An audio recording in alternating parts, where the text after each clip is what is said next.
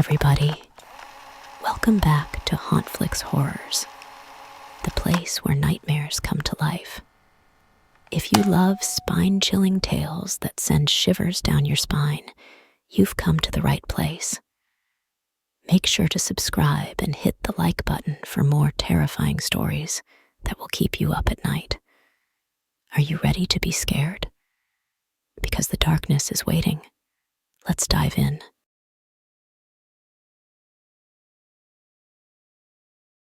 My grandma grew up in Bolivia, where she earned her degree. But for her PhD, she moved to Laca, Argentina, a town high up in the Andes Plateau. Laca is a dry, dusty place, almost like a town in New Mexico or Arizona. It's not very big, and there's little for tourists to see or do. So, aside from people coming over the border from Bolivia, it's not the kind of place you'd expect to see many foreigners, especially not Americans. One day, my grandma was having coffee in her favorite cafe when she noticed a man who was clearly from North America. She accidentally caught his eye, and he smiled before coming over to introduce himself. His Spanish was passable, but her English was better, so they conversed mostly in English. He told her he was a businessman in Laca to do some land surveying for his company back in the US. He was only going to be in town for a few days, but he was fascinated by the history and culture of the area. Since my grandma had been living in Laca for a while, she shared what she knew about the place. They had a pleasant conversation, and before long, the man asked if she'd like to have dinner with him the following night. He was charming and handsome, so she agreed to meet him at a nice bistro. The next evening, they met for dinner, and once again, their conversation turned to the region's history. At one point, my grandma told him about a site on the Bolivian side of the Rio de la Haca, just north of the river, that divided the town in two. If you followed the river west and stuck to the Bolivian side, you'd come across ancient indigenous burial sites in the cliffs next to the river. Thousands of years ago, native tribes buried their dead there, and erosion had since revealed bones and burial artifacts in the rock face and even in the water below. My grandma had visited the site herself and told the American how incredible it was. He seemed eager to see the place, but insisted on going alone. She offered to accompany him, but he declined. Before they parted ways, she sketched him a rough map of how to get there. He thanked her, and she expected to hear from him afterward.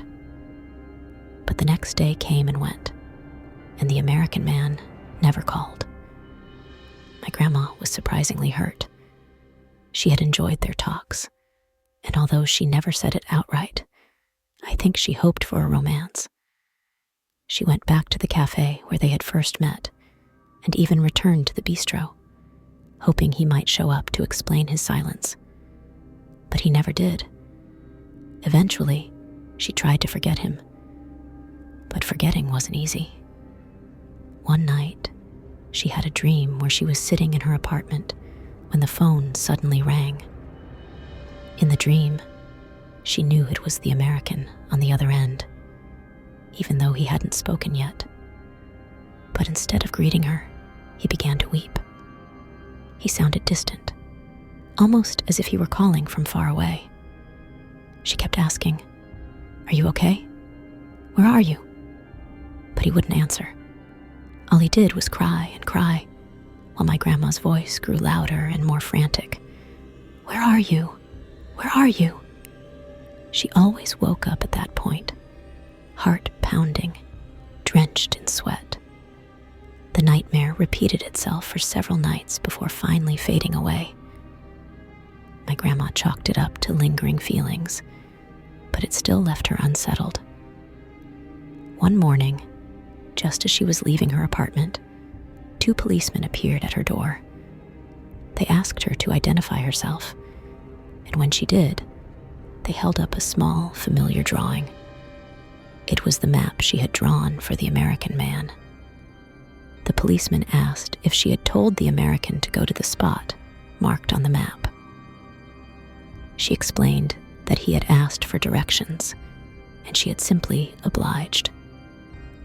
They didn't seem satisfied with her answer and demanded that she follow them to the station. At the police station, they bombarded her with questions, refusing to tell her why she was there. But it didn't take long for her to realize something terrible had happened. They asked how long she had known the American, whether she was part of any political organizations, or if she had any criminal connections. The more she insisted she knew nothing, the more frustrated and angry they became, until one officer lost his temper and told her she could go to prison for the rest of her life for murder. That's when she learned it was a murder investigation, and she didn't need to guess who the victim was. The realization hit her hard, and her reaction seemed to finally convince the officers she was innocent. But even as they began to ease up, the horror of what had happened to the American started to dawn on her. The police eventually let her go, but not before confirming the worst. The American man was dead, and his death had been no accident. Although the details were sketchy, rumors quickly spread, fueled by local reporters. The American's body had been found near the burial site, headless, with his severed head discovered some distance away, a gag stuffed in his mouth. Whoever had killed him had done so with extreme cruelty, and his body had been left as a gruesome spectacle. The town buzzed with speculation. Some said he was a drug trafficker. Others whispered that he was CIA. A few even suggested that the spirits of the ancient dead had taken their revenge. But despite the gruesome details, no one came looking for him. No FBI, no CIA, no one. The American man had disappeared as mysteriously as he had arrived. And then, years later, something even stranger happened. My grandma began receiving calls late at night. Each time she answered, there was no one on the other end, just the sound of distant, muffled sobbing. It sounded almost like the dream she'd had, only this time, it was real. The calls continued, growing more frequent. The weeping grew louder, more desperate, until one night, she couldn't take it anymore. She shouted into the phone, demanding to know who was there, where they were calling from. But the only answer she received was a chilling whisper that sent a shiver down her spine. "I'm here. I never left." And with that, the line went dead, leaving my grandma standing in the darkness, clutching the receiver, with the terrifying realization that maybe, just maybe, the American man hadn't been looking for directions after all. He had been looking for her.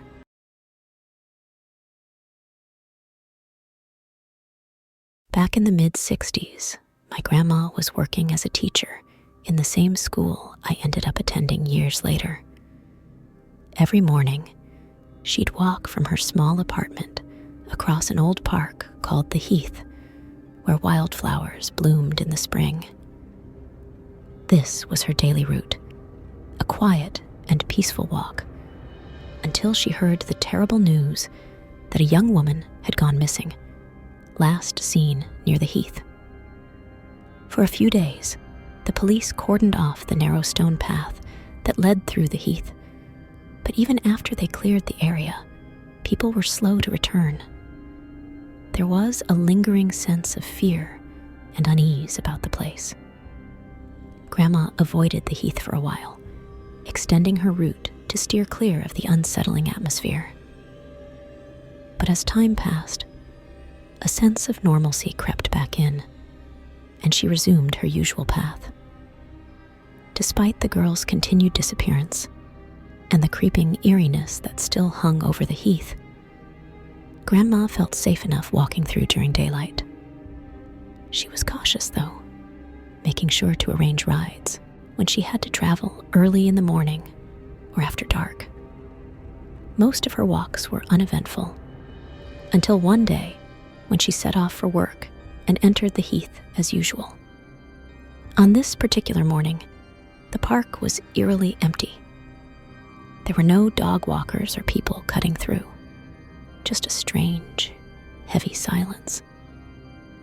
Grandma continued walking, but then she noticed someone at the edge of one of the grassy clearings, a man who looked like a younger version of Santa Claus, with a big dark beard, thinning hair, and a round potbelly. He was just standing there, seemingly minding his own business. At first, Grandma thought he was a dog walker, waiting for his pet to finish sniffing around. But as she passed him, she realized he didn't have a dog. And at that moment, he noticed her too. His entire demeanor shifted. He went from looking relaxed and indifferent to rigid and intense, staring at her with an unsettling focus. Grandma felt a jolt of fear. She quickened her pace, glancing over her shoulder to make sure he wasn't following her. Thankfully, he didn't, but the encounter left her deeply shaken. From that day on, she avoided the heath entirely and started taking the bus, just to feel safer on her way home. She thought she would never see the bearded man again, and she didn't want to. But not long after, she did see him. Only this time, it was on the news. The police had released a sketch of a suspect in connection with the missing girl, and it looked exactly like the man she had seen in the heath. The beard, the thinning hair, the dark, piercing eyes. It was him. Grandma immediately contacted the police, kicking herself for not reporting the encounter sooner. Officers came to her apartment to take her statement, and for a while, she hoped that her sighting might be the lead they needed to catch the man, especially since he seemed to be revisiting the scene of the crime. But despite their efforts, the bearded suspect was never apprehended, and the missing girl was never found. To this day, my grandma believes she stumbled upon him in the heath, perhaps while he was reliving the horrors he had committed. He had looked so relaxed, so casual, but beneath that calm exterior, there had been something dark and unforgivable, a chilling reminder that evil sometimes hides in the most ordinary of places.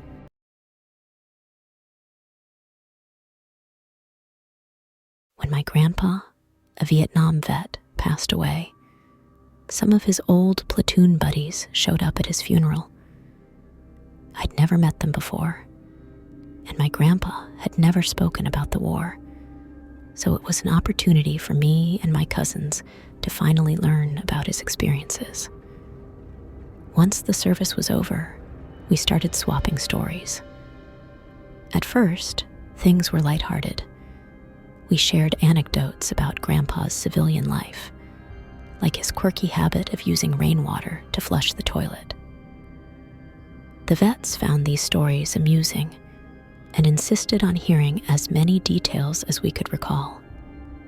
They even bought us beers in exchange for our time, which we were more than happy to accept. I would have enjoyed their company regardless, purely out of respect for their service. As the evening progressed, the conversation shifted from Grandpa's peaceful post-war life to his time in Vietnam. My cousins and I learned that he had been part of a frontline infantry unit, though the specifics of which elude me now. At first, the stories were typical of soldiers recounting their mischief and downtime between intense operations. It all sounded somewhat adventurous, if not fun. But then the stories took a darker turn. One of the first stories that truly unsettled me involved wildlife rather than warfare. The vets recounted a night when they were on a combat patrol. While sleeping on the jungle floor, one of their comrades was attacked by a massive python. They had to cut the snake's head off and free their friend, all without making a sound to avoid detection by enemy patrols. It was a grim reminder that the jungle itself was a constant threat, adding another layer to the horror of war. As the night wore on, the stories grew increasingly intense. They recounted how, during a particularly brutal engagement, a soldier next to Grandpa was hit by a rocket. The aftermath was gruesome. There was hardly anything left of the man except for a few scattered remains, one of which ended up smeared all over Grandpa. When he later reached into his shirt and pulled out a severed finger from the explosion, it drove home just how nightmarish their experiences were. Then, amid the haze of beer and fading daylight, something strange happened. The mood shifted from grim, but manageable, to one of palpable discomfort. The vets exchanged glances and began a hushed, tense conversation. My cousin and I, keenly listening, noticed the change, but didn't quite grasp its significance. One of the older veterans finally spoke up.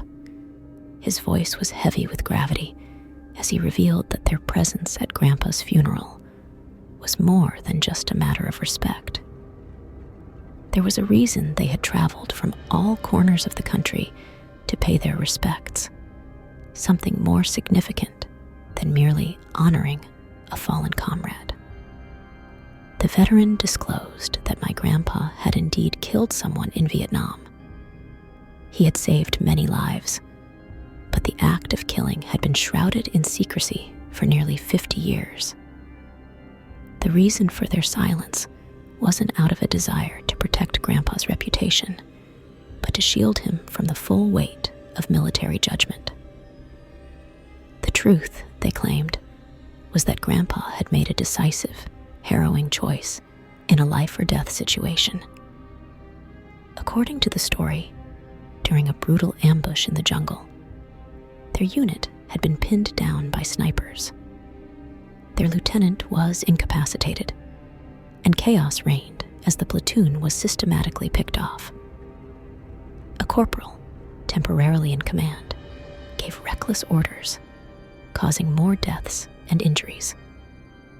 In a shocking turn, Grandpa, in a desperate bid to save his comrades, shot the corporal to prevent further disaster. His quick thinking and the ensuing smoke grenade maneuver saved the remaining members of the platoon, allowing them to escape. The snipers had retreated by the time reinforcements arrived, but the survivors never mentioned what Grandpa had done. The official story was that his quick thinking had saved lives, and he was awarded a Bronze Star for bravery.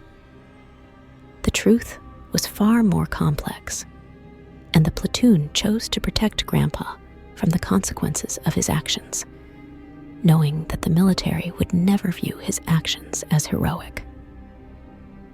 After the veteran finished recounting this harrowing tale, my cousin and I were left in stunned silence. The gravity of what we had learned was overwhelming. The veterans emphasized that while Grandpa's actions were morally complex, he was not a coward or a murderer. He was a hero. As the evening drew to a close, the veterans thanked us for listening and departed. Their stories left an indelible mark on me. I had planned to write about this experience, perhaps turning it into a book or screenplay, but I realized that no matter how I framed it, the truth about my grandpa's actions would always be both incredible and terrifying. In the end, I've kept some details vague and changed names to vague and changed names to avoid stirring up unwanted attention.